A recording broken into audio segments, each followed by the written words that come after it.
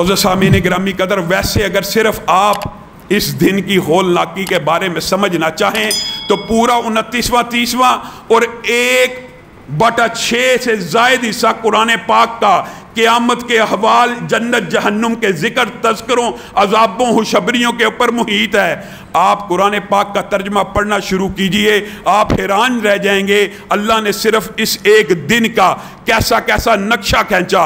कभी का इज़्ज़त समाउन फतारत, कभी का इज़्ज़त शम्सु कुव्विरत, कभी का इज़्ज़त समाउन शक्कत, कभी का इज़्ज़ा ज़ुल्ज़िलतिल अर्ज़ु ज़िलज़ालहा व अख़रजतिल अर्ज़ु अस्क़ालहा। ये सारी की सारी आयतें आपको इस दिन की होलनाकी के बारे में बयान करती हैं। लेकिन जो सबसे ज़्यादा इंसान को अगर समझ आ जाए तो जो सबसे ज़्यादा इंसान फील कर सकता है, महसूस कर सकता है, वो पता कौन सी आयत है?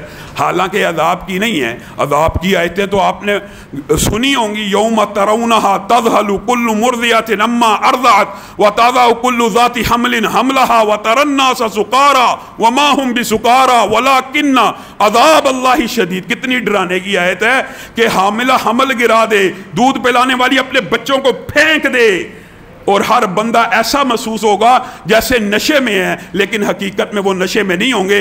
अल्लाह का अज़ाब शदीद होगा। यौम यफ़िर्रुल मर्उ मिन अख़ीहि व उम्मिही व अबीहि व साहिबतिही व बनीहि लिकुल्लि इम्रिइन मिनहुम यौमइज़िन शअनुन युग़नी। भाई भाई से भाग रहा है, बाप बेटे से, बेटा माँ से। क्यों?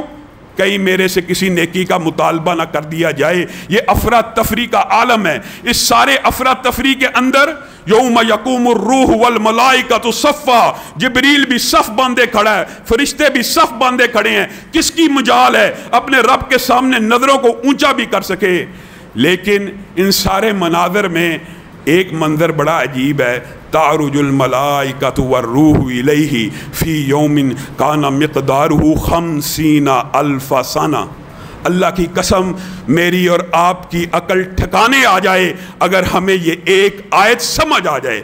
रुबमा यवद्दुल्लज़ीन कफ़रू लौ कानू मुस्लिमीन। एक दिन आने वाला है कि काफिर पुकार उठेंगे, ए काश हम सिर्फ मुसलमान ही होते, सिर्फ मुसलमान ही होते, इबादत गुजार, ताबेदार, फरमा बरदार, मोमिन, नेक, मुत्तकी की बात नहीं हो रही।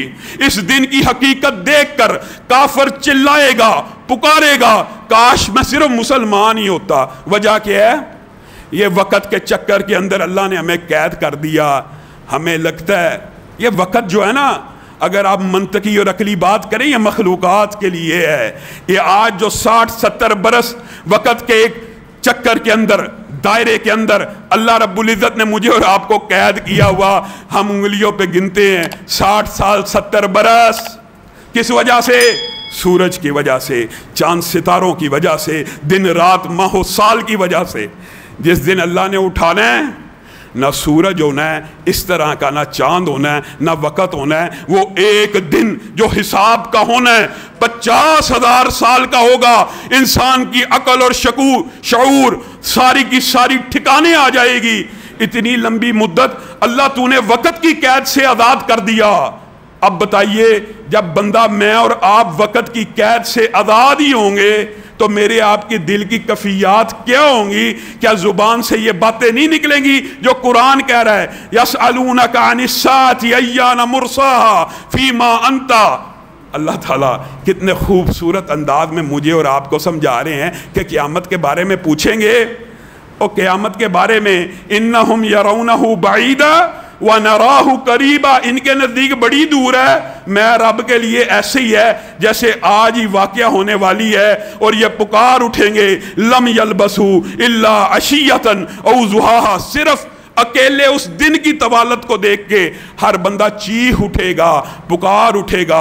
दुनिया में तो एक पहर भी नहीं था गुजरा, दुनिया में तो एक दिन भी नहीं था गुजरा, दुनिया में तो एक दिन का भी कुछ हिस्सा था। मुझे और आपको किसने मुगालते में डाल दिया? किसने? शैतान लईन ने हमें चक्कर में डाल दिया।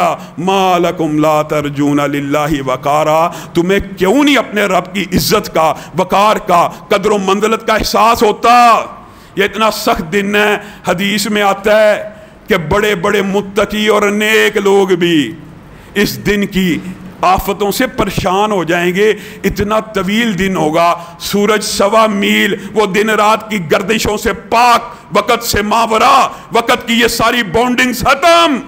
انسان کھرب ہا کھرب سال کی دنیا میں قدم رکھ چکا ہوگا, اور پسینہ ہر بندے کے اپنے اعمال کے مطابق, کسی کا ٹخنے تک, کسی کا ٹانگوں تک, کسی کا چھاتی تک, کسی کا سر تک, کسی کا غوطے لگا رہا ہے.